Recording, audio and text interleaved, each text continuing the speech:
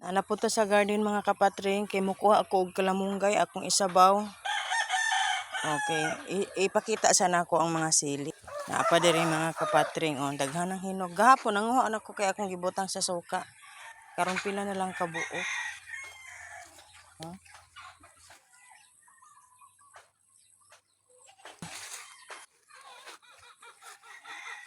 Diri, hurot-hurot na ang hinog, hilaw na ang nabilin.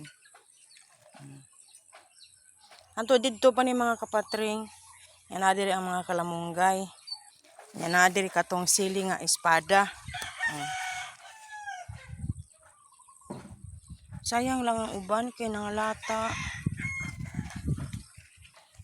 Dagan kay hinog. Ay, nangahagbong na gani ang uban. Baligya man ni, dira sa pikas sayang. Mga bulok lang kay wala na natin man og harvest dito pa ni paingon.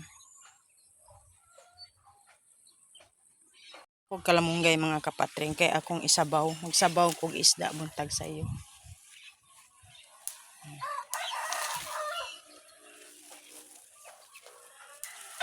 Kuha po ko gamay kuan siling labuyo kay akong ibutang sa akong sabaw nga isda para walay lansa.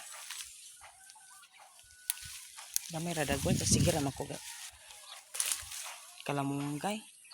Maora to mga kapatring. At dito banda mga kapatring may nakita akong ano yan parang kuhol. Ewan ko ano yan. Mabigat siya. Ewan ko ano nasa loob niya.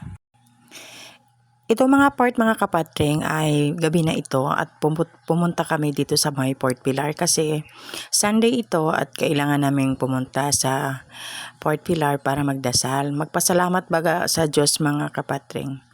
Kaya nandito yung mag-ama ko, tapos na kami nagbili ng kandila dyan at kumain na ng cotton candy yung anak ko. Hindi man, ako naman yung naghahawak ng cellphone, kaya ako yung wala sa video. Sila lang dalawa ang main character dito mga kapatring, kahit na ang vlog na to akin, pero wala ang mukha ko kasi wala namang sinong mag-video sa akin. Silang dalawa hindi naman marunong. Kaya tiis-tiis lang mga kapatring.